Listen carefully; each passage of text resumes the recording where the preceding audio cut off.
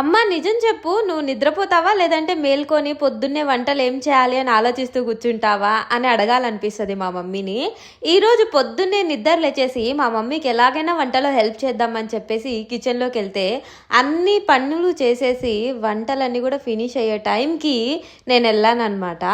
అమ్మ కనీసం ఏదైనా పని చేస్తానంటే నువ్వు వెళ్ళి కూర్చో, టీ ఇస్తాను అని చెప్పి అన్నారనమాట. ఇప్పుడనే కాదు, ఎప్పుడు మా మమ్మీ ఇంతే. పొద్దున్నే లేచిన వెంటనే వెళ్ళి బ్రష్ చేసుకోండి, స్కూల్కి టైం అవుతుంది, కాలేజ్కి టైం అవుతుంది, బ్రేక్ఫాస్ట్ రెడీ చేశాను, లంచ్ రెడీ చేశాను అని చెప్పి అంటుంటారు. కానీ ఏ రోజు కూడా మార్నింగ్స్ మమ్మల్ని నిద్ర లేపి ఈ పని చేయి ఆ పని చేయి అని చెప్పిన వాళ్ళే కాదు. ఏంటకో అమ్మని బాగా పొగడేస్తాం అంటారా? యాక్చువల్గా ఏముందో అదే చెప్తున్నానండి.